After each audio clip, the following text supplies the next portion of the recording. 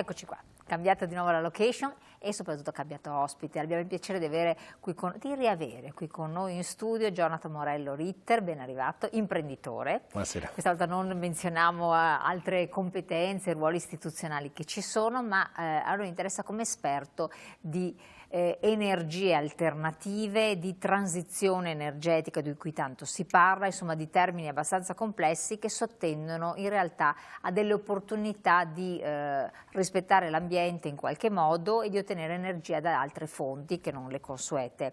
Lei lo fa in modo imprenditoriale, aiutando quindi altre aziende in vari ambiti.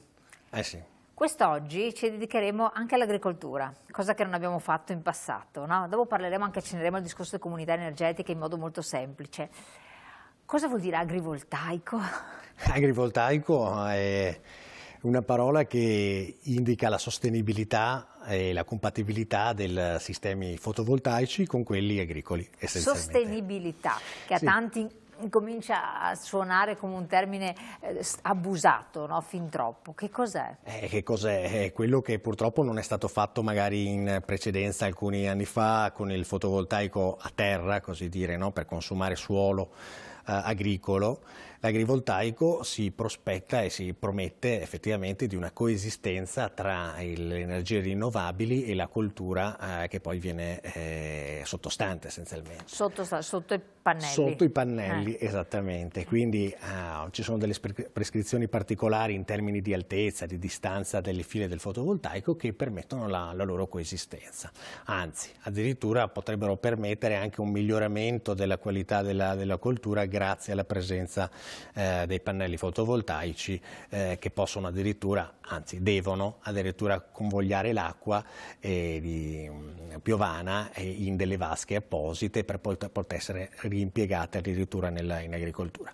Si tratta di una sperimentazione essenzialmente in questo momento. Perché in Europa, in giro per il mondo non c'è ancora? Beh, c'è sicuramente questa coesistenza. In Italia adesso c'è sicuramente 1 giga di potenza da dover installare con il PNRR, che sarà in qualche modo un modello, una best practice poi per tutte quante le nuove forme di installazione. Una prova che si sta facendo o per raccogliere le migliori metodologie che verranno fuori. Infatti ci sono degli incentivi molto importanti anche per l'installazione dell'agrivoltaico, 40% a fondo perduto, più un incentivo, un'asta energetica che viene fatta e quindi questo servirà poi anche a rendicontare, perché l'imprenditore agricolo dovrà poi rendicontare anche come va la coltura sottostante. E quindi deve trasmettere un risultato. Deve trasmettere un risultato in termini agronomici e ovviamente anche in termini di produzione di energia.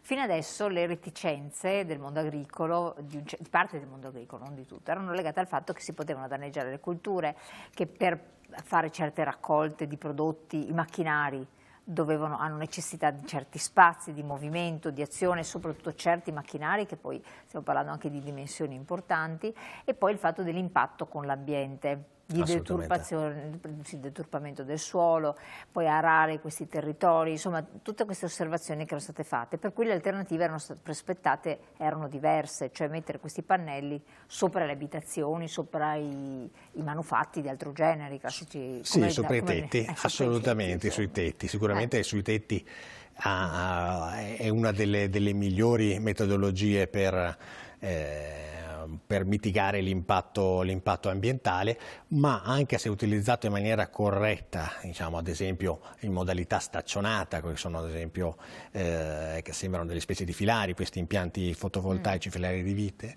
allora la sostenibilità ambientale c'è. E poi quello che proponiamo ad esempio noi è quello di farli insieme all'imprenditore agricolo, insieme alle imprese come noi che installano gli impianti fotovoltaici, perché ci crea effettivamente un'unione di competenze sia agronomiche, di tecniche agronomiche che di installazione fotovoltaico, che può effettivamente essere molto interessante.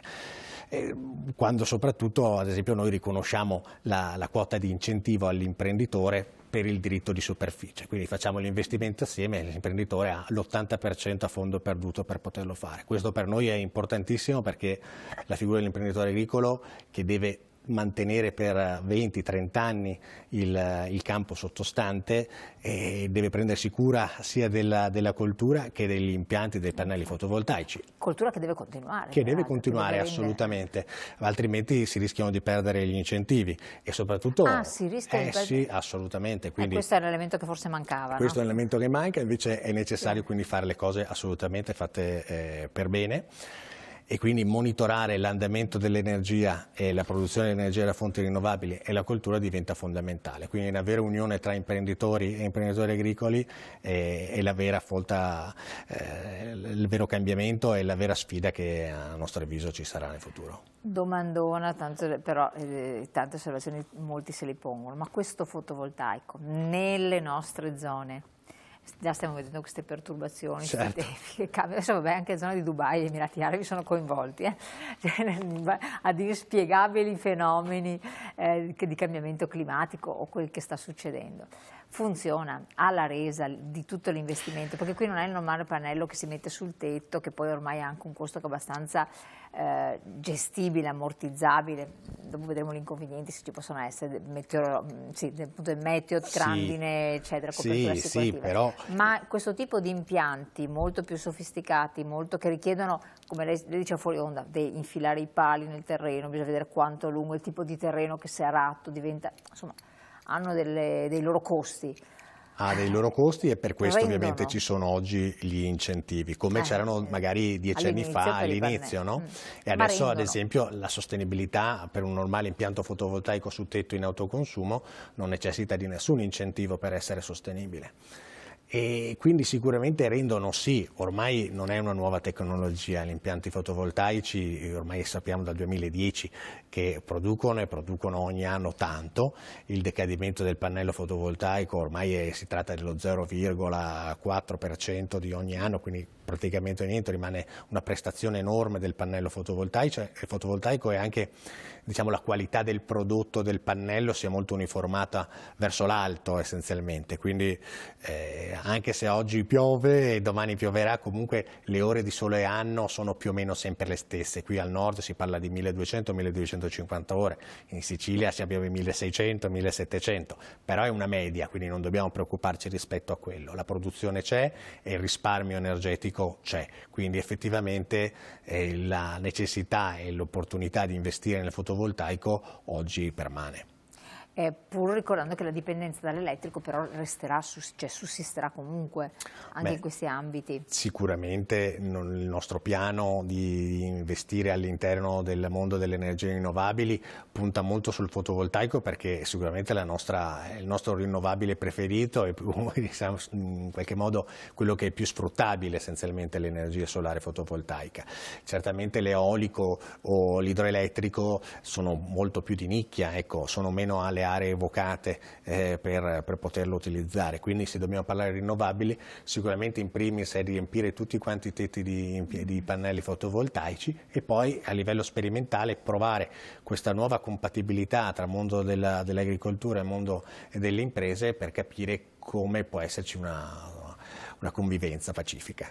Però quando si era parlato in passato di compatibilità con il mondo delle imprese, voi avete approcciato, magari lo state facendo tuttora, con i famosi zone industriali capannoni, no? Proporre agli imprenditori riempiti i capannoni, certo. i capannoni di questi pannelli fotovoltaici, che poteva essere una cosa interessante. Abbiamo tutti questi enormi capannoni e aziende che sono energivore, estremamente energivore. Perché non è scattato immediatamente un qualche cosa in capo agli e quindi che cosa manca nella nostra cultura, se manca qualcosa, oppure cosa manca ancora all'innovazione tecnologica per far fare il salto? Non manca nulla, essenzialmente quello che manca sono dei decreti attuativi in questo caso, nel senso che ancora la legge un po' che ci si mette in mezzo a livello di chiarezza normativa e certezza normativa. Questa è un po', diciamo, la sfida oggi che abbiamo. Come vi ho detto, è passato il momento del super bonus, che sappiamo che di incertezza normativa e chiarezza ha fatto scuola. Anche adesso abbiamo di fronte delle sfide, delle opportunità interessanti, ad esempio Industria 5.0, ad esempio le comunità energetiche. E queste possono esserci molto utili. L'Industria 5.0 è un'evoluzione del 4.0 in cui che tutti ormai conoscono cos'è Industria 4.0, dove si somma anche l'aspetto ambientale, ecologico, certo, no? La transizione ecologica, che va a premiare quegli investimenti sempre digitali, ma che hanno anche un risparmio energetico, 3% almeno del risparmio globale o 5% del processo dell'impresa, e che premia anche i pannelli fotovoltaici poi di conseguenza. Quindi se faccio un investimento 4.0 sostenibile che mi porti questi risparmi, anche l'impianto fotovoltaico che andrò a installare avrà questa agevolazione, che arriva addirittura al 63% a fondo perduto, quindi delle belle opportunità ci sono per le imprese oggi che vogliono investire nel green. E sicuramente è molto interessante anche la questione di, come dicevamo, investire sia per i cittadini che per le imprese con le comunità energetiche. Queste, diciamo, ormai le regole ci sono tutte e siamo pronti per partire. Questo purtroppo. Spieghiamo cosa sono le comunità energetiche, comunità perché energetiche, non diamo per scontato. Ormai le abbiamo sentite un po' parlare tutti quanti di sì, però tutti non hanno ben preciso. Anche lo dico perché in base anche ai messaggi che ci sono arrivati quando l'abbiamo affrontato in diretta, abbiamo percepito che forse non per tutti è così chiaro. La comunità energetica permette di condividere la produzione del fotovoltaico o di altri impianti di energie rinnovabili tra diversi soggetti. Quali sono questi soggetti? Chiunque possieda essenzialmente oggi un POD, quindi un contatore della luce, e degli investitori che vogliono effettivamente magari installare e realizzare questo impianto fotovoltaico o questi impianti di energie rinnovabili. Cosa vuol dire? Che essenzialmente tutta l'energia oggi che noi produciamo, installando un impianto fotovoltaico ad esempio sul tetto di casa nostra, una quota potremmo autoconsumarla con i nostri elettrodomestici che utilizziamo istantaneamente o accumularla all'interno di una batteria, certo, oppure quella che avanza o quella che non sfruttiamo la immettiamo in rete. Questa energia che immettiamo in rete, se contemporaneamente viene autoconsumata da un componente della comunità energetica, questa quota di energia che partecipa è alla rete. Esattamente, la rete, la comunità deve essere di almeno 2 soggetti, quindi se siamo in 2, essenzialmente la mia casa ha una sovrapproduzione di energia, essenzialmente rispetto al mio consumo, e la seconda persona della comunità energetica la autoconsuma in quell'istante, quell'energia lì viene incentivata. In quell'istante, quindi questo è l'elemento che forse molti quindi non accumulata e scambiata, quindi io utilizzo la tua però nel frattempo siccome tu non ce l'hai io prendo dalla rete. Diciamo che tutta quella che io immetto che non autoconsumo può essenzialmente consumarla qualcun altro nell'istante. Questo è essenzialmente molto utile alle reti di distribuzione dell'energia che oggi sono molto carenti, devono essere, bisogna investire molto in infrastrutture. Abbiamo delle aree di Rodigino dove non è addirittura quasi più impossibile installare impianti fotovoltaici perché è molto davvero debole lo stato della rete, vanno ripristinate, create nuove cabine primarie, insomma bisogna fare molti investimenti e questo sistema di comunità energetica permette essenzialmente di scambiare immediatamente l'energia, di consumarla sul posto e quindi di non gravare anche sulla rete elettrica nazionale. Però bisogna che coloro che vogliono entrare a far parte di questa rete, che può essere anche tra imprenditori, certo, quindi, che l'azienda sappia che nel momento in cui c'è questa energia, magari di giorno per forza, perché di sera non penso, ne abbia bisogno e l'altro invece non ne abbia bisogno, quindi ce ne sia un sovrappiù di produzione. Sì, c'è uno studio da fare effettivamente, okay, anche certo. la Regione Veneto ha incentivato questi studi per la creazione di comunità energetiche attraverso dei bandi dedicati.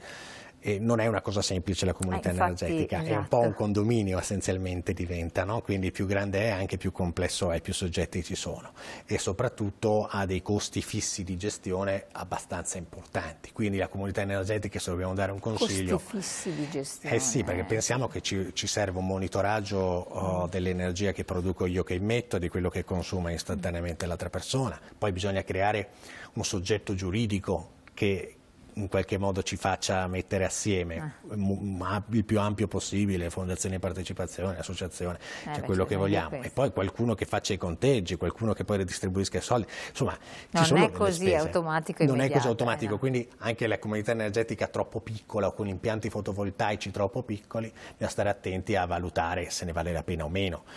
Meglio grandi impianti che possono servire molte utenze piuttosto che impiantini piccoli che hanno un grande bisogno insomma, di gestione. L'ho interrotta prima, mi scuso, voleva dare un consiglio?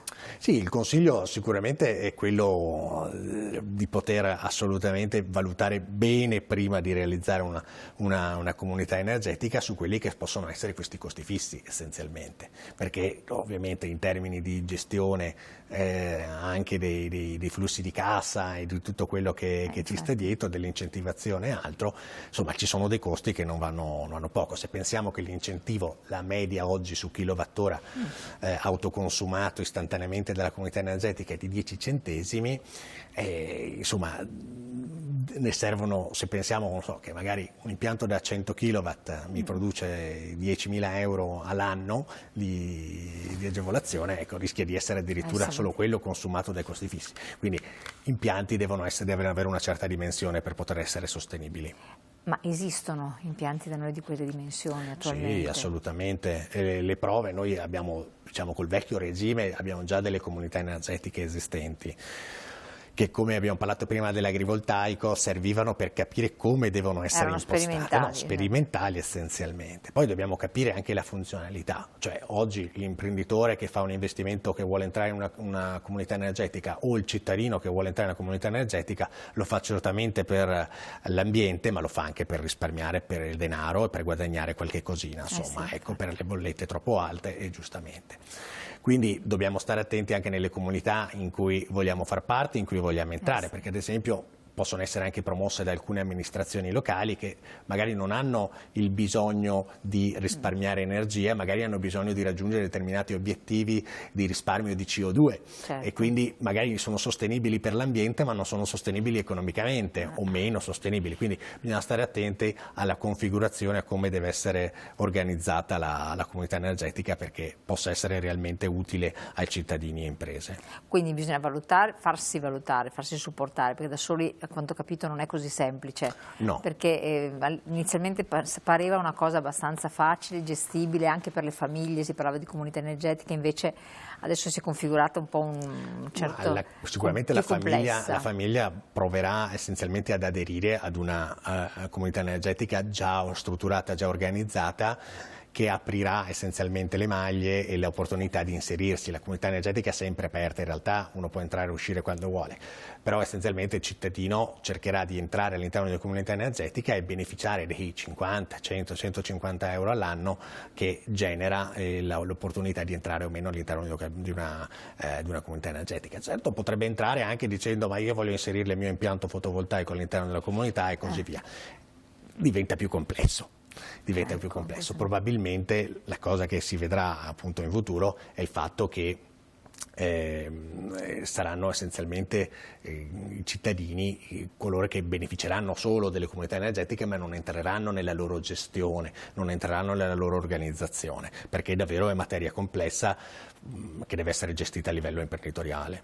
Ma per creare queste comunità energetiche, e questo rispondiamo anche a un'altra domanda che ci è stata posta, è necessario che questi partecipanti siano attigui, siano vicini nella stessa zona? Beh sì, assolutamente, devono stare all'interno della stessa cabina primaria. Cioè, cos'è la cabina primaria? Adesso c'è un sito internet anche messo a disposizione che fa vedere quali comuni e quali aree sono all'interno, quindi non è che uno può stare, ad esempio a Padova, in provincia di Padova ce ne sono 7 di cabine primarie, quindi bisogna stare attenti che tutti quanti gli utenti siano all'interno della medesima cabina, perché altrimenti non possono essenzialmente giovare. Quindi se una cabina è sovrappopolata non può... Beh, sovrappopolata, non è che ci sia un sovrappopolamento, nel senso che al tiro della cabina se l'ente gestore di rete cambia la configurazione o possono anche starci, non è che cambia. Certamente va impostata dall'inizio in un determinato modo. Più piccola è, meno persone ci sono, meno pod, che sarebbero meno contatori ci sono, più facile la realizzazione. Spesso essenzialmente magari lo si fa tra 2 o 3 imprese, uno che consuma tanto e magari uno che invece ha tanta superficie dove installare l'impianto fotovoltaico. Questo è uno dei casi più specifici e l'imprenditore può installarlo da una parte e farlo lui stesso sulla sua stessa azienda, autoconsumarlo da un'altra, o comunque farlo utilizzare da determinati cittadini che magari sono all'interno di uno stesso condominio. Ecco, queste possono essere delle altre configurazioni che prevede la comunità energetica, dove ovviamente essere sotto la stessa cabina primaria è più facile. Infatti, il PNRR quanto viene a centrare in questo? Beh, viene a centrare con 2 miliardi di euro, circa 2 miliardi e 2. È tanto poco. È tanto poco, ecco, nel senso che in realtà questi 2 miliardi serviranno per dare una percentuale del fondo perduto del 40% per la realizzazione di comunità energetiche per i comuni sotto i 5.000 abitanti.